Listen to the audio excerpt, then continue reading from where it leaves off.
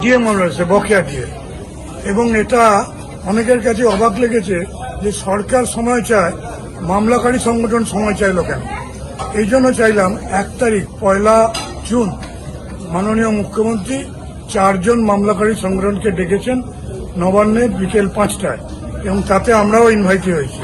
আমরা সেই hard কপিটাকে PDF করে আমরা পাঠিয়ে দিয়েছি দিল্লিতে। আমাদের লয়ার সেটা তুলে ধরেছেন সুপ্রিম কোর্টের বিচারপতির কাছে যে দেখুন আমাদের 4 সপ্তাহ সময় দিয়েছে, আমরা সরকারের সঙ্গে আলোচনা করি, কি আলোচনায় আউটকামটা আসুক, তারপর আমরা বক্তব্য রাখবো। কিন্তু এখনো বলছি মহার্ঘবতা চাই না বলে তো আমরা যাইনি, আমরা মহার্ঘবতাও চাই।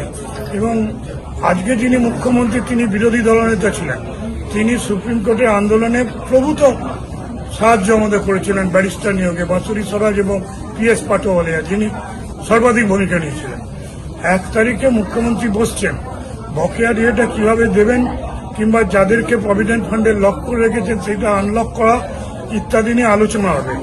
1 মাস সরকারের বয়স হয়নি, আজকেই সরকারকে আমরা আন্দোলন করে দেবো, জিহাদ ঘোষণা করে দেবো, কোনো দায়িত্বশীল কর্মচারী সংগঠন এটা করে না।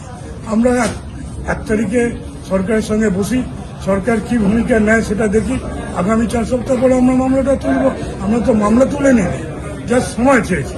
এবং আজকে দিল্লিতে কেন্দ্রীয় সরকারের সলিসিটর জেনারেল তুষার মেহতাও ছিলেন, এবং তিনিও এটা সমর্থন করেছেন। মাননীয় বিচারপতি সঞ্জয় কারো এবং প্রশান্ত মিশ্র একমত হয়ে বলেছে আমরা সময় দিতে প্রস্তুত সরকারকে। আগামী 23শে জুলাই শোনা যাবে।